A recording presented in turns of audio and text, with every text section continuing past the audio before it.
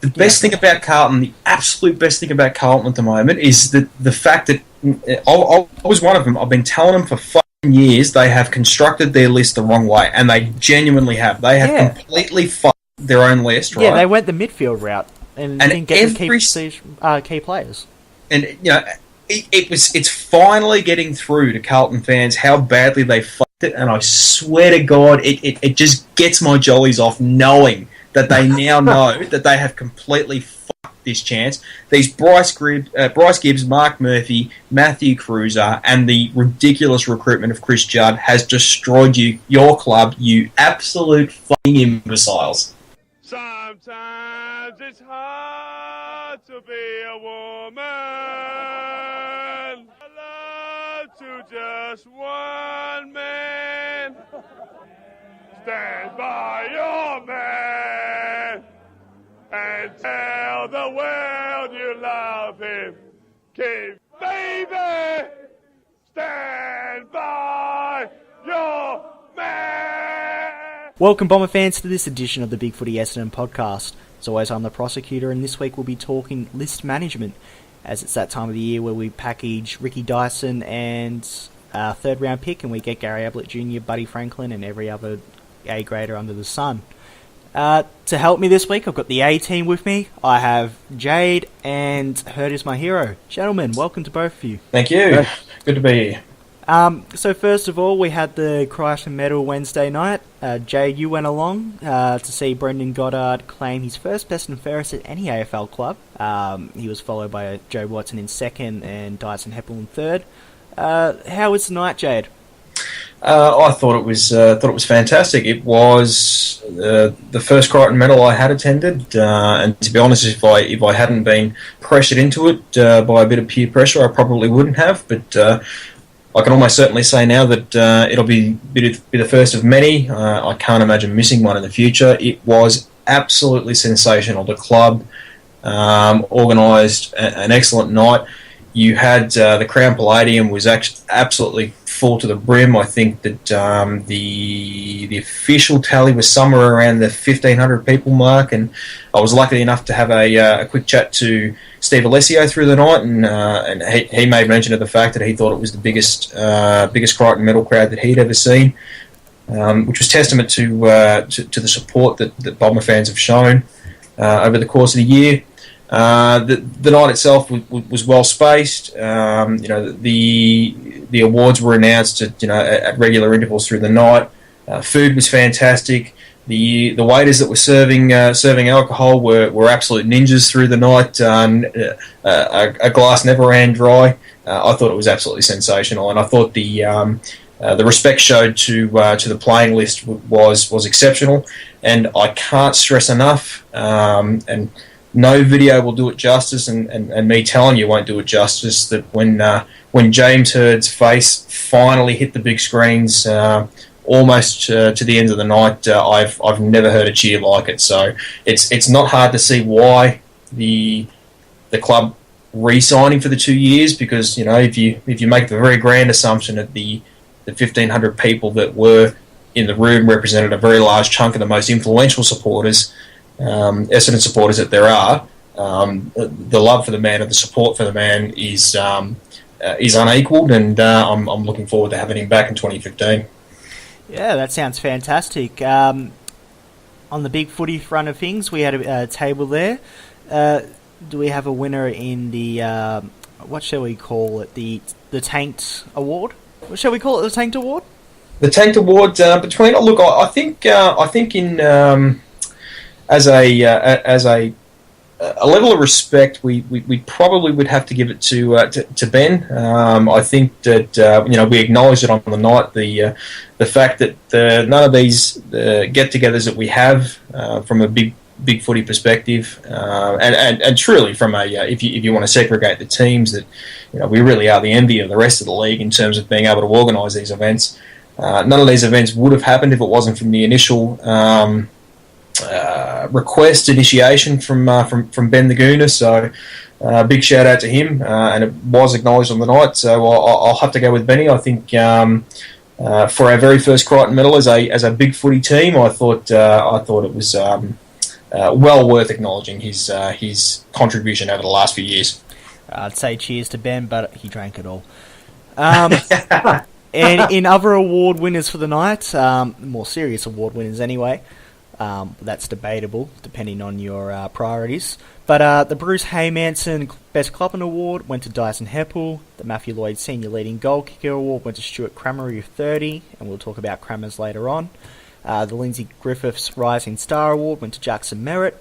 Most Improved Player went to Mark Bagley. The Adam Romanascus Most Courageous Medal went to Michael Hibbard. And finally, the Best Team Player Award went to Kyle Howdingham. There we have it, the Crichton Medal for another year. Congratulations to Brendan. I guess did we see him as the rightful winner? Or do we think maybe Joe, a Dyson or a Hibbard might have been more deserving?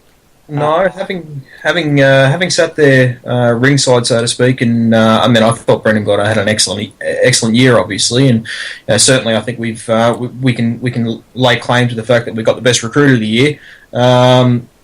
The speech he gave, he did get a little bit emotional through the speech, and obviously made a bit of a joke about the fact that we'd all seen him cry before. He did make special note of the fact that he wasn't there to win individual awards, and having being a spectator in the crowd, I genuinely believed him that he was there to win premierships. He genuinely believed that this club could push on and win a flag, as I do. So I was very impressed with him. Honestly, I came out of the Crichton Medal more of a fan of Brendan Goddard than I have been in the past, and I'm really looking forward to him, along with the rest of the leadership group, leading us towards a flag in the near future. Yep, your thoughts, Hurdy? To be honest with you, I celebrated long and hard when we first got Brendan to the club. I thought it was probably the best recruit that we'd seen in a long, long time.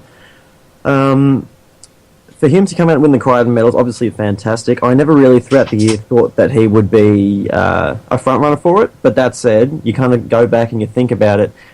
Best and fairest aren't garnered upon possession count. That said, his possession count was fantastic throughout the year. But I think this one's pretty much, if you play a role in the team and you play it well, you're going to fare well in the best and fairest. And I think that's what happened with Brendan.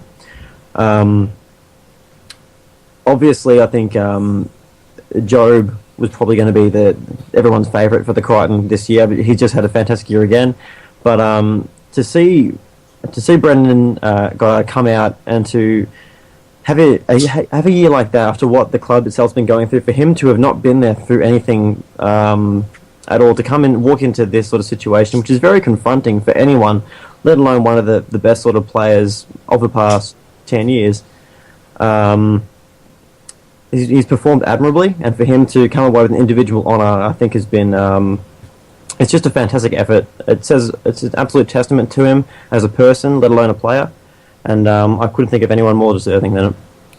Yeah, I think everyone's happy for Beach. You just want to congratulate all the players, really. I think for the year they've had, I don't want to use the cliche that they're all winners, but you just got to be immensely proud of this playing group, and it's a testament to Brendan, Job and Dyson that they were judged to have been the three who managed to maintain their consistency throughout the year. Yeah, absolutely. A big cheer to Jake Melksham, long maligned and managed to finish fifth in the best and fairest. And shout out to F-Dog too for sticking by him. He's long been on the bandwagon, hasn't he? But also giving kudos to posters about the Crichton Medal. A shout out to Long Davy Jetta. I believe that's the correct order of the username, but for successfully making a thread around, I think it was June, highlighting the chances of Goddard, when around that time it was Heppel, Watson, Carlisle and Hibbard who were getting talked up. So here's to you, Long Davy Jetta, on a good prediction. If you want to give me your lotto numbers for next week, I would be most obliged. Alright, so we'll move on to the list management side of things. First of all, we've got some list changes that have already been announced so far. Announcing their retirement has been David Hill, who played 197 fine games for the Essendon Football Club. In those games he kicked to 153 goals and picked up 18 Brownlow votes. Joining him in retirement we have Nathan Lovett-Murray, who played 145 games, 73 goals and 3 Brownlow votes. So, boys, any thoughts on their careers? Kudos, cheers to them. Jade? Well, David Hill, I think, has been an outstanding player for the Essendon Football Club, and I think he's been a touch unlucky in terms of he arrived. I think, I'm testing my knowledge now that around about 1999 he would have been drafted, or 2000. He led our ruck division from the early 2000s right up until really 2 to 3 years ago, through the leanest period that we've possibly had. There were times, particularly around the sort of 2006-2007 mark, he was genuinely pushing as one of the top 2 or 3 ruckmen in the league. He's given us excellent service as a football player. I genuinely wish him well. I know that he was seriously considering retiring last year, and that the club may have talked him around to playing another year just to get some one-on-one time with Joe Danaher, and I can't thank him enough for doing that.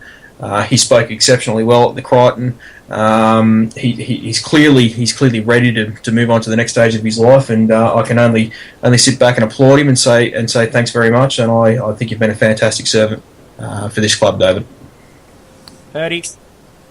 Yeah, in terms of David Hill, I still remember very clearly when Matty Lloyd tore his hamstring completely off the bone. I think it was back in 2006, was it not? Yep. And for David Hill to have taken over the club at that sort of stage, and 2006 was, as we all know, probably the worst year to be an Essendon supporter, obviously aside from this year, which was for a complete different reason. 2006, I think we only won 3 games. 3.5. We drew 3.5. Yeah, the scum rats. That's putting it nicely. But for him to be effectively leading the club at that stage, and then to continue on as a sort of our dominant ruckman for years after that, and prior as well. He was a fantastic servant, I guess, as you put it before, of the Essendon Football Club, and a fantastic ambassador off the field as well, going around to high schools and everything, in talking about safe driving, drink driving, and everything. As I think a few people might know that he was involved with a drink driving accident as a teenager. Fantastic point. Yep. Yep, I believe he lost a friend through that, and he goes around to high schools all the way around Melbourne and talks to year 11 and 12 students about that whole thing. So yeah, he's just on-field and off-field, fantastic person, all the best for the future. And on the point of Nathan Lovett-Murray, so you really have to say the same sort of thing, a fantastic ambassador on-field and off-field and everything, but for a totally different cause.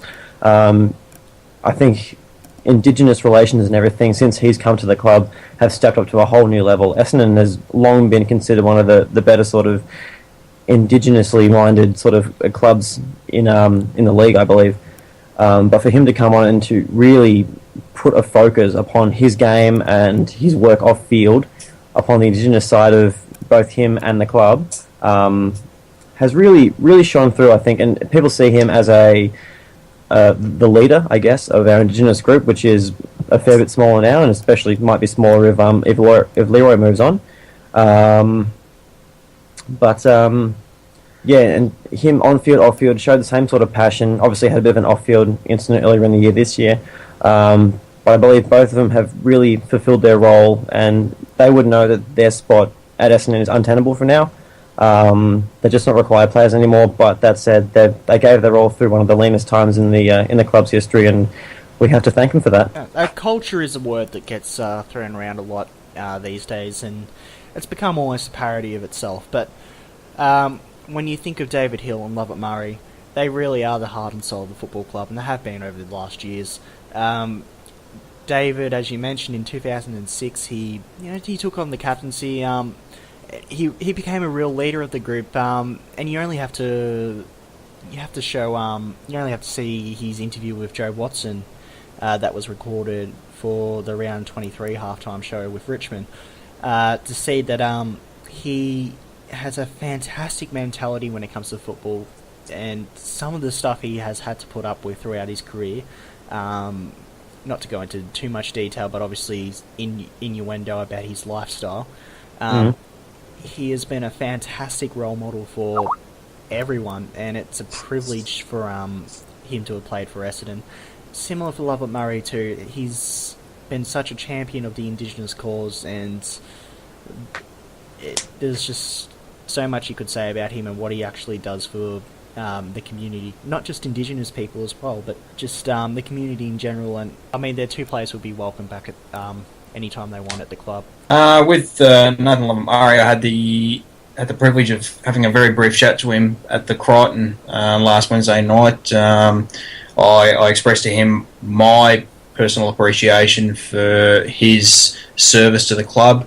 I really think he will be a loss to the club, not only as a player that we could rely on to play essentially anywhere when called upon, but as a leader of the club. I really hope he sticks around in some way, shape or form. I think he's extremely underrated as a leader of the club, and I'm looking forward to have him mentoring our Indigenous players over the coming years. Yep, nice words. Alright, so we've got two more list changes. First of all, from the senior list, we have Luke Davis, who has been delisted after playing no senior games, unfortunately, for the Essendon Football Club. So too is Hal Hunter, who finished with a leg injury, if I remember correctly. So it's unfortunate for both players. Hopefully that they get a look in somewhere else. If not, I mean, all the best, really. It's hard. It's always hard to see players go, even if they've played 0 games or 300. So all the best in the future for those two fellas, and I'm sure that they can get back to loving football if that's what they want to do, or they can just take their career elsewhere. Good luck to both, and I wish them the best for the future. So, on to uncontracted players now. We have, as I count, about 10 or 11 players on the senior and rookie list. For the purposes of this... yes, that's what that button does. For those of you out there wondering what just happened, Hirdismyhero just is being astounded by what a button actually does. I don't know what he's actually discovered, but what have you discovered, Hirdismyhero? I'm a complete novice at Skype. I just discovered that little button is actually for an instant message. Alright. I'm learning things. Exactly. We're all learning here about each other and about Skype. It's a lovely environment we're in. But yes, as we say, on to uncontracted players. For this purpose, we'll go through the senior list first in alphabetical order. First off, we have Travis Collier. Played 7 games in 2013. He kicked 5 goals for the season and averaged 13 disposals. At this stage, he's rumoured to have signed a contract, according to Sam Edmonds at the Herald Sun. However, no official confirmation has come through. So, gentlemen, trade bait, keep on the list, essential player, or just the list? Well, I personally like to keep him on the list. I think he's definitely got some weaknesses as a player. Specifically, his kicking needs to improve. I think he's worth keeping if we can manage it. I hope the rumour that we have signed him is true. I suspect he would have got another year to show what he's got. He does possess something that would that could be considered a weakness in Essendon's midfield, whereas we don't have a great deal of pace running through there. So I think he's certainly worth the risk. If he hasn't signed a contract, trading him, look, we would certainly get some value for him. Somewhere around the 3rd and 4th round pick, I think would be appropriate. But as I said earlier, I do hope that he has signed that contract, and I'm awaiting official confirmation from the club that he has done so. Ernie? Yeah, I pretty much echo those sentiments. I think his game against GWS this year, later on in the year, was absolutely fantastic. Probably one of the best games I've seen from a small midfielder. Obviously, aside from Gaz, who is just a freak, but just the assets that he's got, he used them to a perfect effect. A couple of kicks he shanked here and there, but they still managed to come off.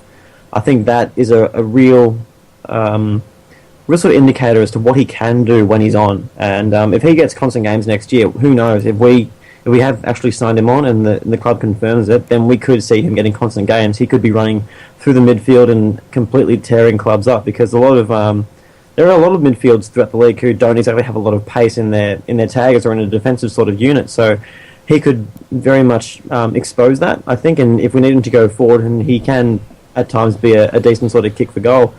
His field kicking leaves a little to be desired, but as always, players have their weaknesses. It can be worked on.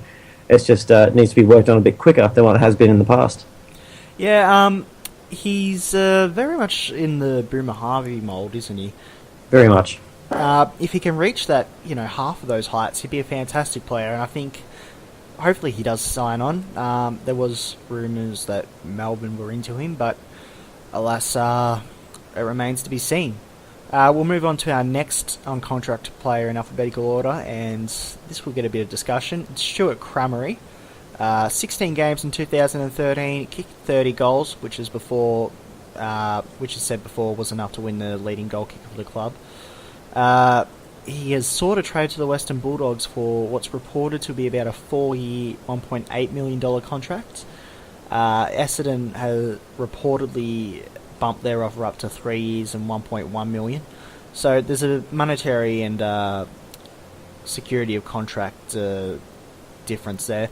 So from that perspective, you can understand Crammer's going, but I guess it's sort of inevitable that he is going. So I'll get your thoughts on, is he going to be a big loss, or can he be easily covered? Hirdy, do you want to go first this time? Yep, sure. Look, I don't think he's going to be that big of a loss. You look at our goal-kicking tallies from the last couple of years, and you get the picture that we could be in a bit of strife. But at the same time, 30 goals for a key forward is not a fantastic number. That's easily coverable. And for him to have been, I think he's won our leading goal-kicking 3 years in a row now. I think two. I think Monfries was the year before that. That's right, it was two, my mistake. Yep, 2 years in a row then. I think it was said on Crichton night, I believe. I think I said someone actually put this on BigFooty, I think. I forget who said it, but it was said that you play footy to win premierships. Now Bomber Thompson, yeah. You play footy to win premierships. That right there, I think, is a big sort of thing echoing around here. I just can't see why you'd leave the club that you barracked for as a kid for one extra year, and for 700 grand. Actually, when you put it that way, 700 grand is a lot of money. But at the same time, you do think that Crameri. I'm just not entirely sure what he's thinking at this point in time. Obviously, he's not at Essendon. I don't think he's the key forward target. I think we're trying to get Hurley and Danaher to be those two twin towers, so to speak. And he'd be kind of playing as a forward pocket, I think. But for him going to the Western Bulldogs, I think he's very clearly going to be the main target, and I think that's where he's seeing some of the appeal. Aside from that, I just don't really understand where he's coming from. I fully 100% believe that he's gone. He's not going to be at Essendon next year. It's just a matter of seeing what we can get for him. Just quickly, you were actually right. This is the third consecutive goal-kicking award for Crameri. Monfries was in 2010. Okay. Just of interest, we haven't had a player kick over 35 goals since 2009. Dear God. And when I say Angus Monfries won the goal-kicking award in 2010, he won it with 24 goals. My God. So I think we have to acknowledge the fact that Stuart Crameri is a quality player. He is a quality player, and he is going to be a loss to the Essendon Football Club. And by saying he's going to be a loss, I think, along with Hirdy there, I'm 100% that he is going to leave the club. I will note that he was one of only 2 players on the senior or rookie list, including those that have been listed, that didn't attend the Crichton Medal on Wednesday night. However, having said that, it's we need to note the fact that over the last year, and you can possibly extend that out to 2 years, we have been one of the highest scoring teams in the league. We can kick goals. We do spread the responsibility around very, very well. I think that as far as from a personal perspective, I don't blame Stewie for going. I think that a 4-year deal with the Western Bulldogs is very, very fair. It's possibly a little bit on the over side of things. I don't have any problem with him leaving the club. I wish him the best of luck if he is going to go. I hope the club is able to achieve some fair compensation for him. However, I don't think he will be a massive loss to the club, and I think we'll be able to cope quite well. Yeah, I think that I agree with both of you. I think he'll be a loss, but I don't think he'll be a significant loss, so to speak. If anything, the silver lining to come out of this is the coaches might actually play two genuine key position players instead of using Kramer as that sort of full forward, where I think he was just not suited to. But, I mean, that's a debate for a different show. So we'll move on now to Alwyn Davey, who played 14 games this year, which takes him up to the magical 100 games for his career. Thank God. With that comes 4 future father-sons, potentially. He kicked 19 goals this year. He was alright. He showed glimpses of that pre-broken arm of 2007 form that he became so known for in his first couple of years. But he's kind of been treading water for a few years now. Is this the year that he seeks a different club, or do you think that the club will keep him on due to a lack of options? Quality options, I should say. Well, look, I think with Alwyn Davey, I think he's perennially been what's the word for it? He's not so much overrated. He started his career very, very well. He was a star player right from the get-go for the Essendon Football Club. I think the fact that after a number of injuries, he sort of tapered off and he became a relatively average player with no disrespect. We were always waiting for him to achieve the heights that he did in an absolute flash when he started his career, and he hasn't done that. I'm extremely glad that he's got those 100 games. I've personally seen his young fellas with the ball in hand, and I cannot wait to see them drafted as father-son picks. If he wants to play on, I would be more than happy to give him another year. I still believe he is the first among many in terms of our small forwards, and I believe if he wants another year, he deserves it. However, I think that 2014 would definitely be his last year with the Essendon Football Club if he doesn't leave this year. What else can you say? He's been a good servant to the club, and with a bit of luck, he will play another year. But if he doesn't, he's obviously not going to be a fantastic loss. Let's see what he does. Give him the choice. Yep, Hirdy. Yeah, pretty much same sort of deal. I remember watching a couple of video highlights packages from his 2007 season, I think it was, and he was just fantastic. Like you could not have asked for a better start to a career in the AFL. But that said, as Jade mentioned, he dropped off pretty quick, and for the past few years he's really been treading water as a player. Pretty much in the same sort of mindset there as it. If we offer him a contract for next year, cool, fantastic, no worries, I've got no problems with that. But if we don't, then I'm not going to lose sleep over it. He's been a decent, solid player for Essendon Footy Club, but hey, we got him to the 100 games, and whatever happens from now on is at the club's discretion, I believe. I think it's we got what we wanted. Yeah, I mean, it's harsh, but it's reality, isn't it? He's got to 100 games. We've secured, should his kids want it, of course, potentially down the track a few star players, and hopefully Alwyn's got a few years to go, and he can get to maybe 150 if he's good enough. But he's definitely one player who's benefited from a lack of a real quality small forward at Essendon. on to someone who is not small, as Jay can attest to. He's the one and only Scott Gumbleton. Jade, now you've long been an admirer.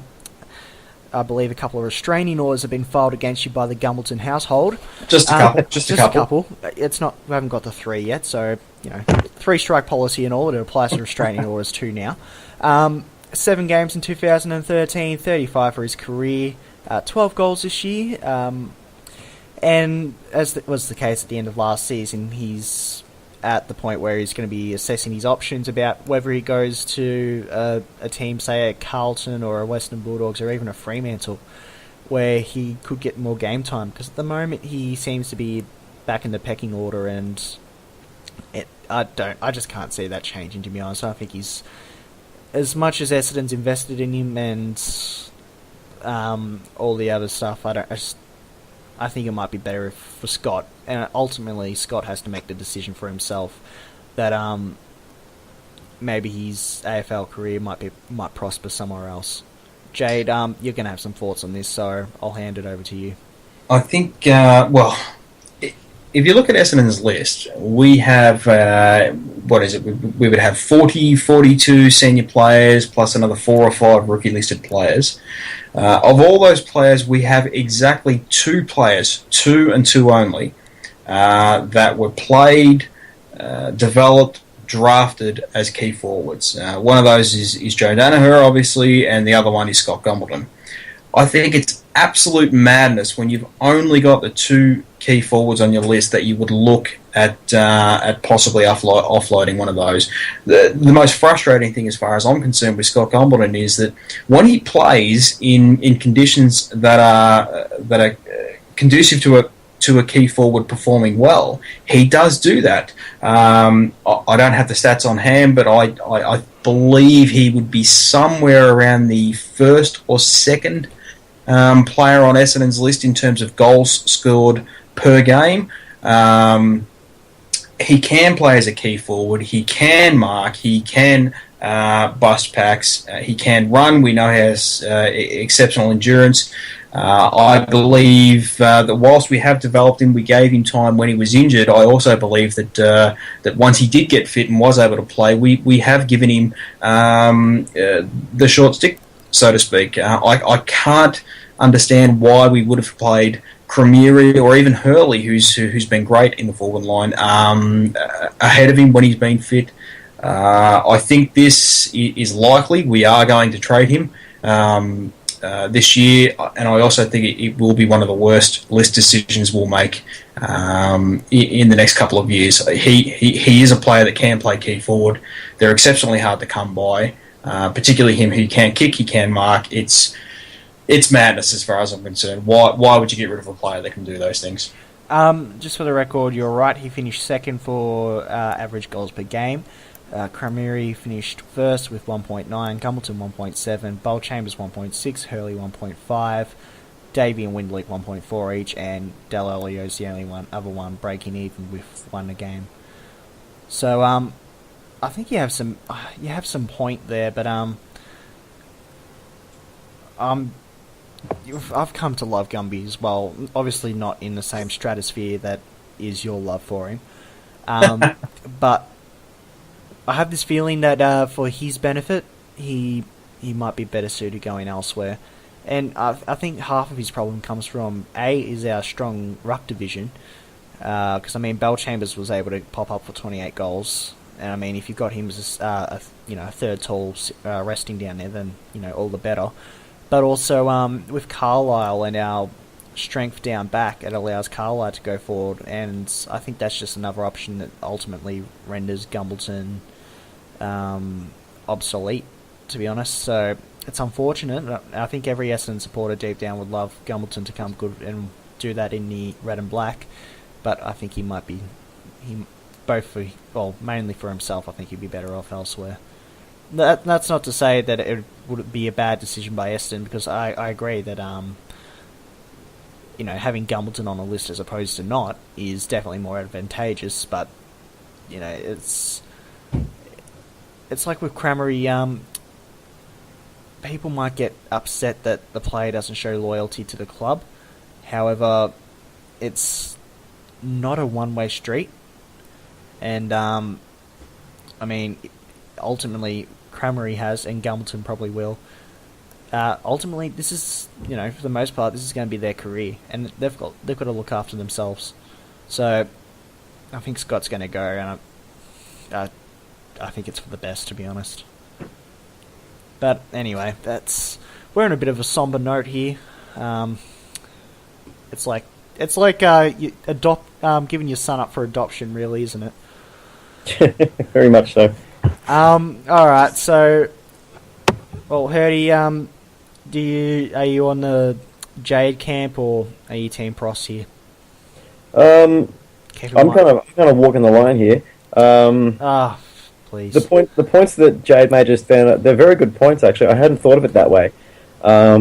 Seeing as looking at those two players being Danaher and Gumby being drafted, developed, everything like that as key forwards, that's a crucial point for me here because key forwards and key position players, we are known for having somewhat of a wealth of them, but key forwards, they very rarely come good.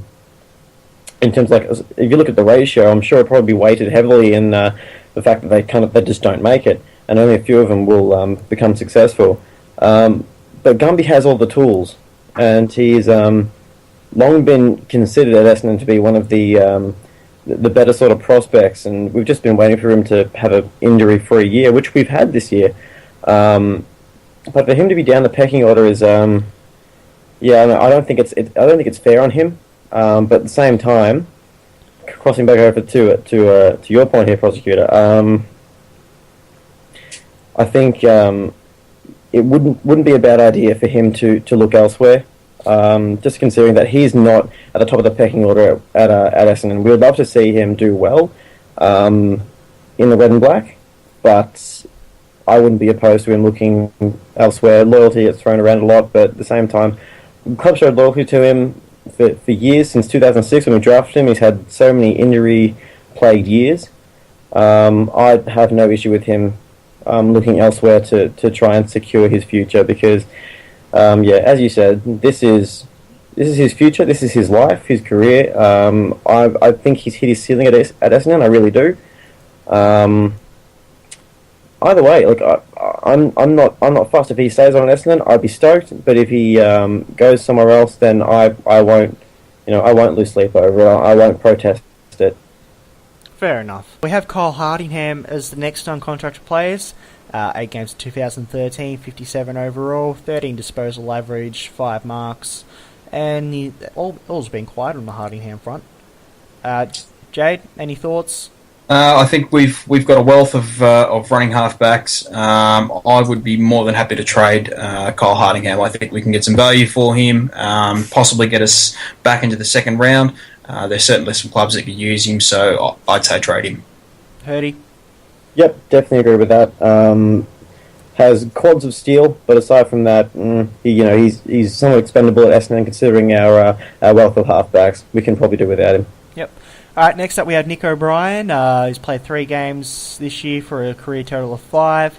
Averaged 11 disposals, starting to sub in a few of them.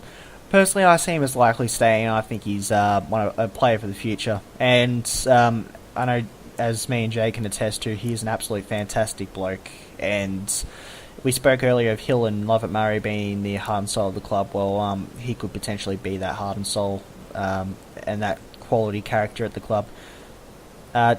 Jade, do you want to back me up on that one?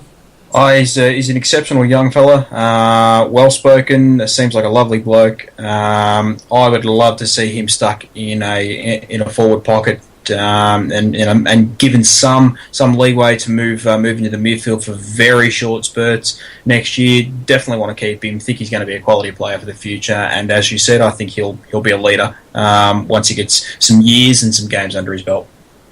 Hirdy? Yep, definitely agree with that. I met him a few times. He's absolutely fantastic kid. Couldn't like him any more than what I already do. He's a very, very well-spoken sort of chap. Comes across extremely professional with everything he does, both his game prep, his actual games himself, and just everything off field. As I said before, I think sticking him down the forward pocket would be the best sort of move for him. I think I would definitely agree with the fact that he is very much a leader. He has that sort of personality about him. He's just a sort of leader of men sort of character, and I think that he's definitely going to be a player for the future. I say sign him on. Yeah, absolutely. And just finally on Nick O'Brien, I just wanted to say that we might have a bit of trouble though, because Brent Stanton might not be all too happy if he was to stay. Of course, Nick O'Brien is the endurance record. Yes, Nick O'Brien has actually broken his endurance records or running records, which is unheard of at the Essendon Football Club. So he's definitely got the work ethic. He's got the character, and I think he's got the actual talent as well. So he likely stay on. I think he's going to be a real talent for the future. Next up, we have Tate Pearce. 11 games, 68 for the career, 18 disposal average this year with 6 marks, which is better than I was expecting from a sheer statistical point. But he's another one that, at the start of the year you would have thought he might be more likely going, but at this point in time you'd say he'd probably be staying unless a suitable trade offer came through. I would certainly be open to trading him. I think, as you correctly pointed out before, whilst we do have a wealth of tall options, they do seem to be tall defensive options. I would only trade him if we could get some significant value for him. I think there are a few clubs out there that could certainly use him. Would be more than happy to recontract him if nothing came along. But to be fair, I think I would be leaning more towards seeing if we could trade him and extract somewhere around a second pick or late second round pick for him. So let's see what happens. Yep. Hirdy. Yeah, kind of walking the line here as well. I love Purdy as a player. I think his form in 2009 shows what he could really be capable of. Hasn't quite reached those sounds again through his many injuries, but yeah, I wouldn't be against trading him, but at the same time I do want to see him stay at Essendon. I think he's a fantastic bloke, fantastic player. We have to see what sort of interest comes upon him, though. I think St Kilda and West Coast were both interested in him in the past couple of years, so if they maintain their interest, we might be able to figure some sort of trade out there. Yeah, I'm not entirely certain about him, to be honest with you. I'd love to see him stay, but at the same time, I wouldn't protest him leaving. Yep, alright. Next player we have up is Lachlan Dalglish. He made his debut against North Melbourne this year, elevated from the rookie list onto the senior list. 3 games for the year, and I thought he was impressive considering the state of the team when he came in. I think he has a future, to be honest. Do you two agree, Hirdy? Please promote him to the senior list. I'd be more than happy to give a late draft pick away and put him on the senior list. I think he's going to be a fantastic player going forward. Yep, Hirdy.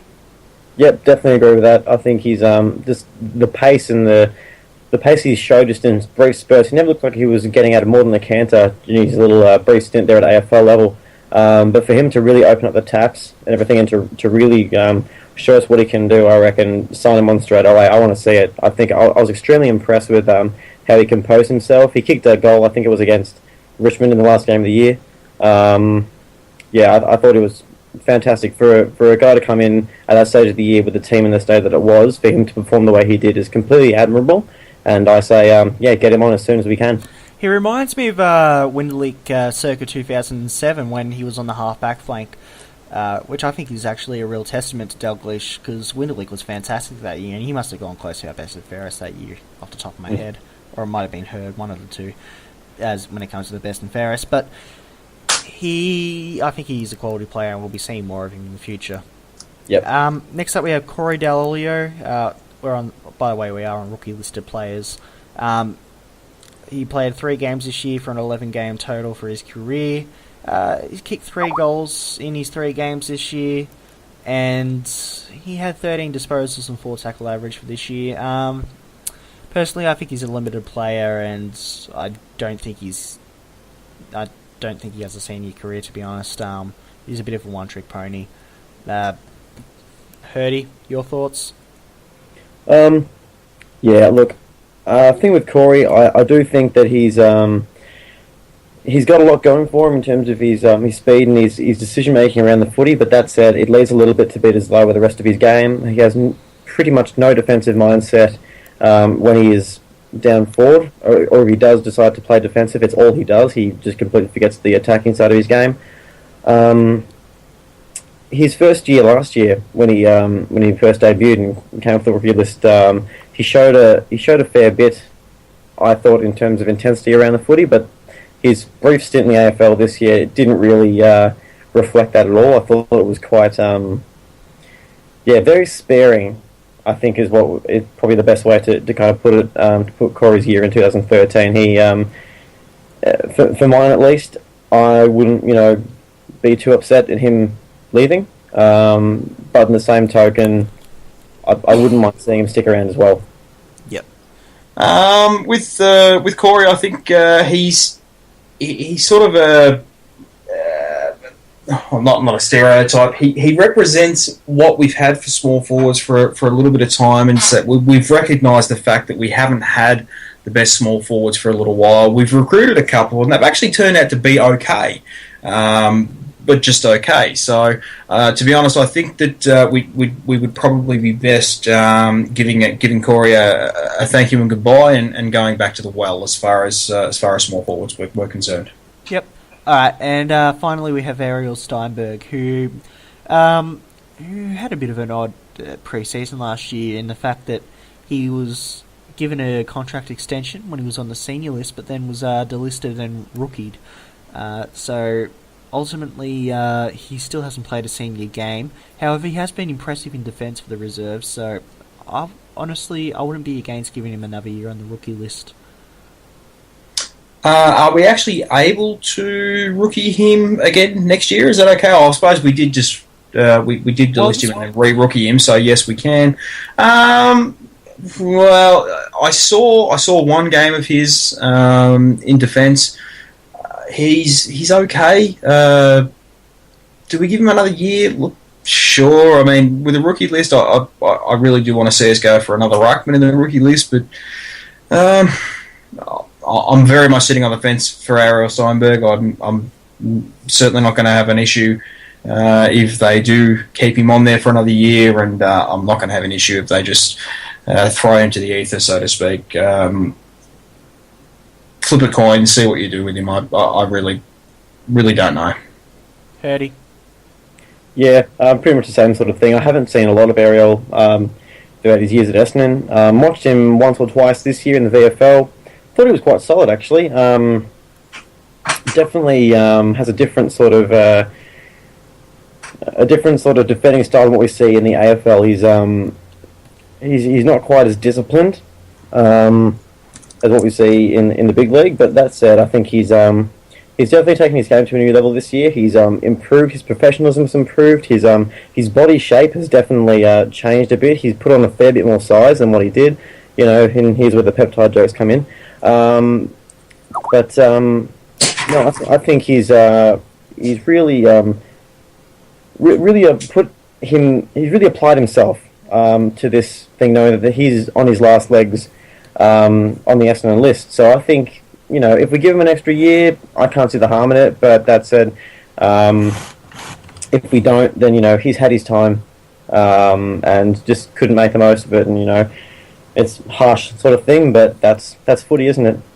Yeah, and just finally on Ariel, we mentioned earlier with Nick O'Brien and his character. Ariel's from the same book when it comes to that too. He's a fantastic person to talk to, fantastic character at the club, and he's one of those players that, when it comes to, he would be a leading candidate for years to come if he's still on the list for the Bruce Haymanson Best Clubman Award. So all the best to him, and all the best for all those uncontracted players, whether they stay with Essendon or pursue other avenues, or obviously re-sign. Yep, absolutely. So next up we have players who may seek a trade. We've got two players here. First of all is David Myers, 20 games this year, 65 for his career, kicked 10 goals this year, 18 disposals a game, 4 marks. He's rumoured to be seeking more midfield time, which is kind of intriguing because he did get a bit more this year, but whether he wants to be a permanent in centre square player or whatever it is he wants to be. It's rumoured that St Kilda and Melbourne might be possibilities to offer that. Personally, I love Myers, and I love his boot more than I love Myers, though. So hopefully he stays. I think he's a required player. He is under contract for another year, so it's going to be hard. Essendon's going to play hardball if he does want to go, and ultimately this is a trade where we would have the power if he does want to go. But hopefully it doesn't have to get to that point, and he'll be at Essendon in 2014. Hirdy? Yep, agree with that. I think he really came along leaps and bounds this year. I think his 2013 season is probably his best ever. No injuries to speak of, really. Nothing too serious. That booming left foot and just the way, the passion he showed in the jumper towards the end of the year there was just fantastic to watch. I honestly think that the rumour that he wants to trade is a bit of bullshit. I think he's going to stick at the club, and I think he's going to, hopefully, have an even better 2014 with us. Yep. Jade? I think I made mention early in 2013. I gave a very rough list of the 5 players that I thought were most important to the club, and from memory they were Hurley, Hooker, Watson, Ryder, and Myers. I would be devastated if we lost him. I think he's going to be an exceptional player for us. I think he's already shown that he can be an exceptional player. I do think he does deserve a little bit more midfield time than he has been getting. I know that he was played in the midfield more often in the second half of the year. I'd love to see him get a full crack at it for a full year, including the pre-season, with the knowledge that he is going to be playing in the midfield, and I think he's an absolute weapon. I definitely don't want to lose him. Yep, I think we're all agreed on that point. And the second and final player for this section is Leroy Jetta. Played 8 games this year, 91 for his career. Kicked 4 goals for the year. He averaged 11 disposals and 4 tackles. And he seems to be getting a bit of the Kyle Remus treatment circa 2012, where he doesn't seem to be a part of the coach's plans, and the coaches have made that plainly obvious to him. I'd say that both parties might seek a trade, but who knows? I think that look, I'm very appreciative of the 91 games that he has played, but to be honest, I would be looking to dangle him out there as trade bait. I think he's been given every chance to cement himself in the side, both as a small forward and a midfielder. I know he has performed well in the VFL, but we know history's told us that some players do perform very well in the VFL and don't translate that into AFL form. So I would be more than happy to see him traded to another club. Yep. Yeah, I think he's gone. Yeah, definitely, as you mentioned, very much getting the Kyle Remus treatment. He's not best 22, hasn't been for a while. Seeing him not in the starting squad in round 1 over in Adelaide, I think became plainly obvious very quickly that he is definitely not part of the future plans moving forward for the Essendon Footy Club. Thank you for his service, and catch you later. Pretty much there. Alright, we'll move on to potential trade targets and free agent targets now, which is the real fun of the off-season if we're not lying. Bring it on. Exactly. Where it's the segment where we can get Buddy Franklin, Lance Franklin, same player, aren't they? Gary Ablett, Pendlebury, chuck in Joel Selwood. Courtney Johns. And Courtney Johns. And if we can, we might even get a Travis Cloak. But then again, we'll offer Ricky Dyson a 3rd round pick, and they might have to throw in Pavlich to sweeten the deal for us. But it's a silly season, and we've got some targets that have been linked to Essendon or have been one way or another. Could be after Essendon, could be after.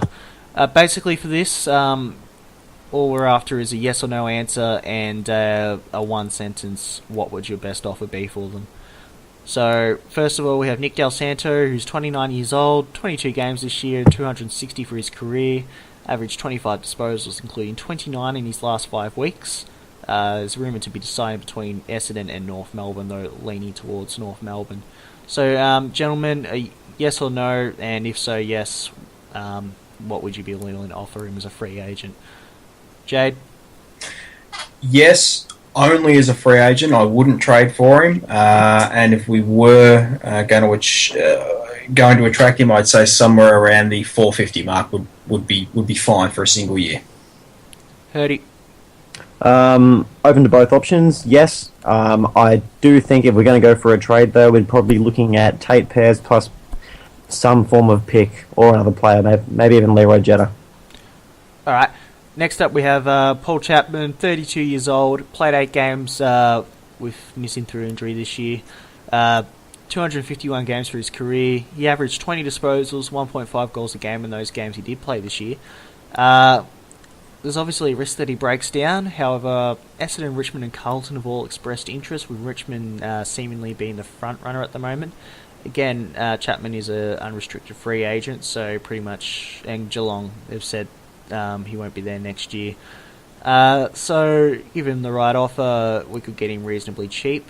Hirdy, you first? Yes, do want. Depending on the offer, I wouldn't want to offer him too much money, considering he's on the outs of his old club. Probably pay for peanuts. Somewhere around the 350, 400 sort of mark would be okay with me. Jade?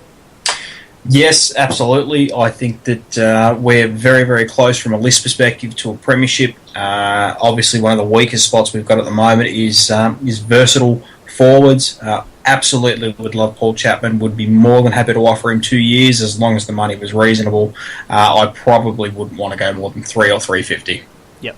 Alright, so next up we have Taylor Adams from GWS, 20 years old, played 16 games this year for a 31 career total. Averaged 21 disposals, 4 marks, 3 tackles. Was picked 13 in the 2011 drafts. Has requested a trade and we met with several clubs including Essendon, Geelong, Collingwood, apparently Melbourne, St Kilda. He really is the Miley Cyrus of this trade period so far. Jade, what about you? Yes or no? Well, the answer is obviously yes. I'd love to have him. I just don't think it's going to be realistic for this trade period. There's going to be a lot of suitors. He's a fine young player, and we simply probably won't have anything to offer. If we somehow manage to turn the compensation we're likely to get for Stewie Kamiri into Taylor Adams, I would be over the moon, but I don't think it's realistic. Yep, Hirdy. That Miley Cyrus comment actually made my night. Yes, I'd love him at Essendon, but as Jay said, I don't think it's going to be realistic. I don't think we're going to have the firepower to get him over the line into the red and black. Alright, next up, if you love my Miley Cyrus comment, we've got Heath Shaw, who's 27 years old, played 20 games this year, which by the end of it became the Amanda Bynes of the AFL, and played 173 games for his career so far, 20 disposals, average 6 marks and 3 tackles. Club and player seem to have mutually agreed to part ways and seek better opportunities. Demons and GWS are said to be keen, with Essendon reportedly interested as well. However, you've got to question just how much bargaining power we're going to have in orchestrating a trade, especially when Melbourne have pick 2 and GWS have pretty much their they can pull any pick they want out of their ass, really. Jade?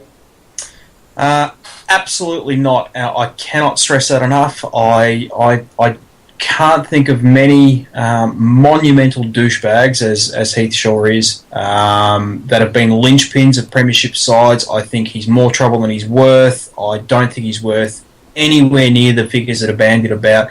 I absolutely do not want him playing for Essendon next year. Yep. Alright, Hirdy?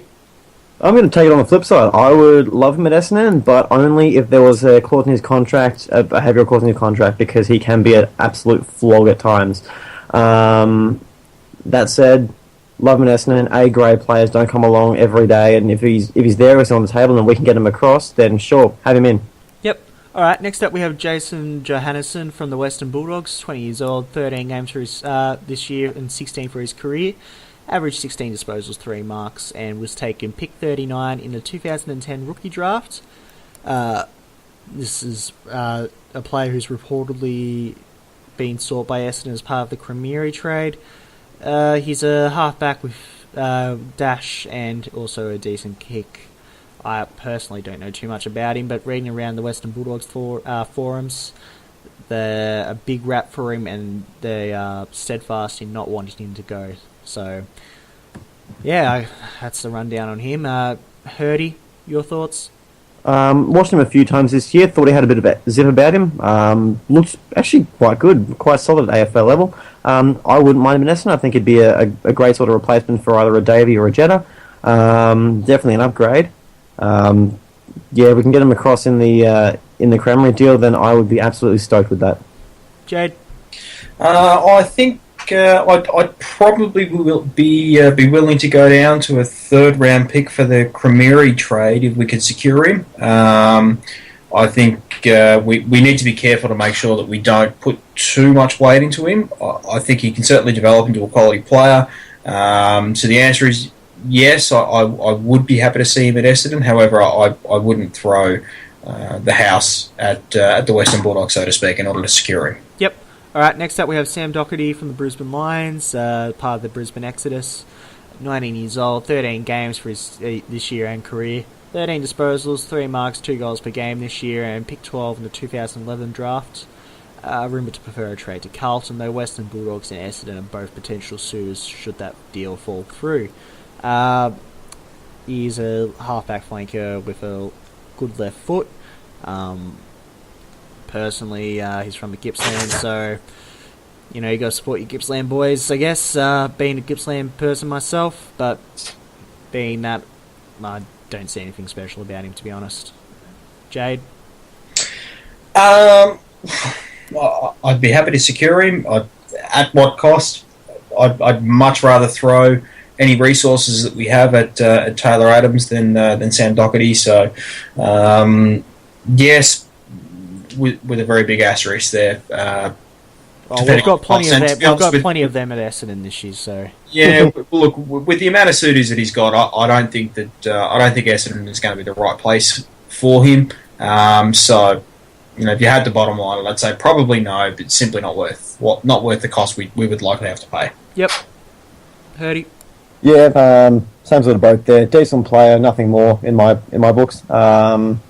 Throw the resources elsewhere, I'd say. If he wants to go to Carlton, then chances are decision making is not that good. So we'll leave him out of that. Well, that is one way and one accurate way to look at it, isn't it?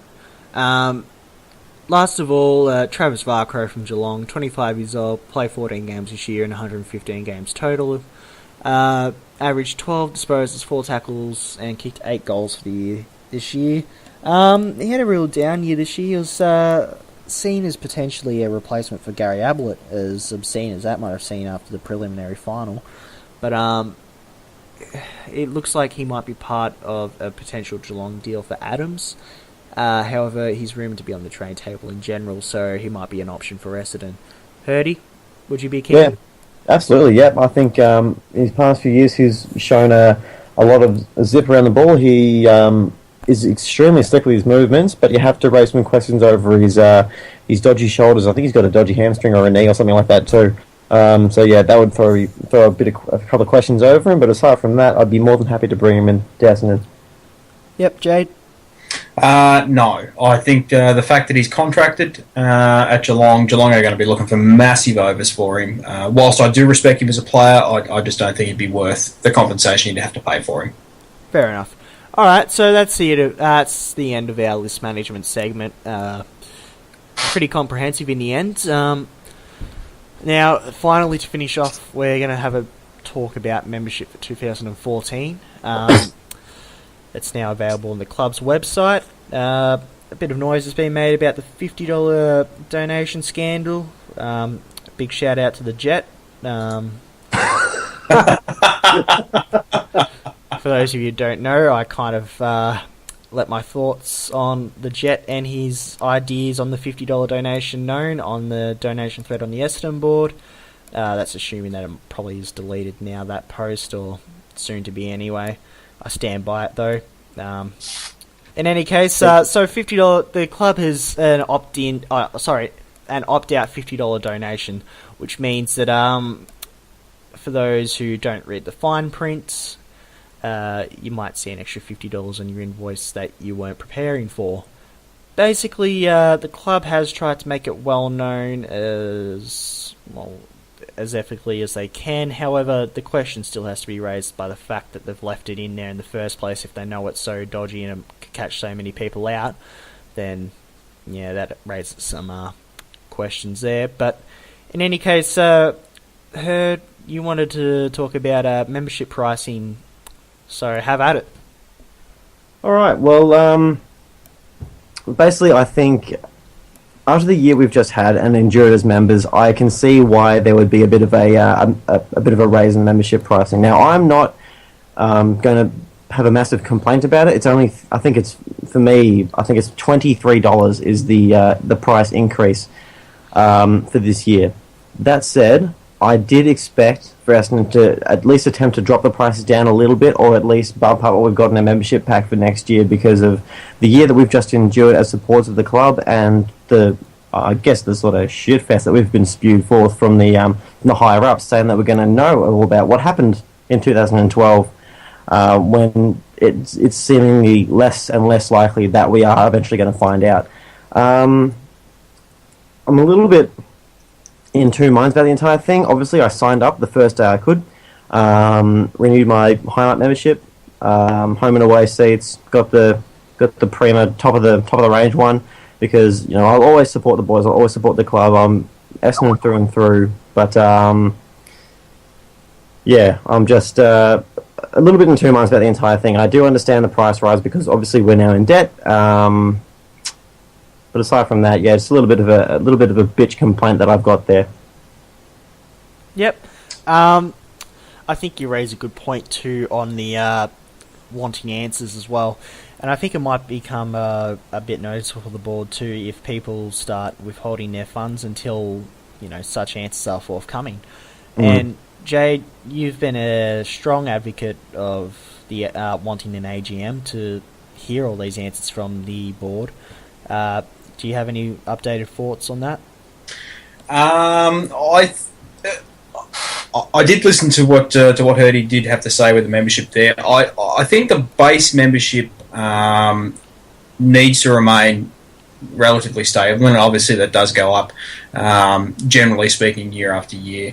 The $50 donation or whatever that figure is, I haven't received my membership renewal as yet. I'm not totally against that. I don't mind clubs soliciting funds however they can, whether that be through 3-game memberships, pet memberships, whatever it is. I have no problem with that. I'm a big believer in. I genuinely believe now the club has some questions that they do need to answer, and I think that the general meeting, which is coming up, and I am pulling this off the top of my head in November. I think that's the time to do it. I personally will be compiling and submitting a list of questions to the club, which I'm hopeful they can answer at the AGM. I don't want to go into too much detail as to what they would be, but I think the membership does deserve some answers. I think that through this entire scandal, that the often trot out line that we can't comment any further is just not good enough anymore. I do want some specific answers to questions, and I believe that they need to give those answers before we decide whether or not we do want to re-elect them. In a nutshell, that's it. It's tough. You do believe in your club, and you believe what your club officials say. Specifically, David Evans, I'm a massive fan on, and continue to be a massive fan of. Paul Little came into the club with fire and bluster. I think we can all agree on that. And at the end, we didn't get much in terms of a fight. We have no idea what happened behind closed doors with the AFL, and obviously you have to acknowledge that. But I really do believe that the club now needs to put its hand up and answer some questions that the membership base will have for it. Yeah, fair enough too.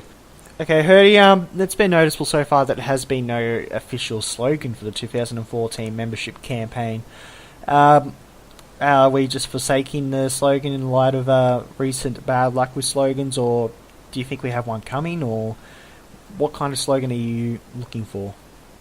Well, you could argue both points there. I think after the debacle with Whatever It Takes and how that took to the public, I think this year seems somewhat unfinished to me. Like after all the prep work that went into Whatever It Takes and all the videos and the posters and everything all around Melbourne, this one just seems to have just popped up. Like they said that it would be available 1st of October. That's all we heard until the 1st of October when they were made available. And you go onto the page, it just says membership 2014. That's all it has. I don't know. I just think it's rushed. It's unfinished. I'm not sure if they're trying some form of new advertising strategy. And as a sort of part-time advertising student, I've never seen anything like this from a sporting club for them to just say, here, buy one, and we'll reveal more details as the time goes on. I think that it would be a great idea for them to just maybe get the basics right first. As a football club, we are obviously lacking a coach, and we're lacking a sort of a key leadership group at this point in time after what happened throughout this season. So getting those right first is obviously the priority, but after that, the membership department needs to kind of buckle down and get a very solid sort of club strategy, a design strategy, for example, like getting out there so they can really like force home the S&M brand and like unite all the supporters and the members together, because that's what this club is. It's a family. It's a united front upon the rest of the league at this point in time, because we are probably at this point in time the most hated club in the league. We've probably overtaken Collingwood, possibly Sydney, I guess. It's just a ridiculous sort of thing to think of when you consider the other important bits that are going on through the club. But I think it's something that needs to be addressed sooner rather than later. All right. No coach, no CEO, no football department manager, and no slogan. The Essendon Football Club really is a debacle at the moment. Not really, but fuck, I'm tired. Still better than Western Bulldogs. Still better than Carlton. Still better than St Kilda. No slogans better than Carlton slogans. But in any case, I guess that would just about wrap it up, really. I'll give it a nice fancy outro. So there we have it, ladies and gentlemen. Thank you for sitting through that. It's been an extended edition. I'd like to thank Hirdismyhero and Jade for their time. It's always a pleasure having them on. So thank you to the two of you. For everyone out there, feel free to download and subscribe on iTunes. Yes, we are in the 21st century now, and this podcast is actually on iTunes. Also, it's on YouTube if iTunes is not your thing. So, from the Prosecutor and the team here, thank you, and as always, see the Bombers fly up. They all try their best, but they can't get near.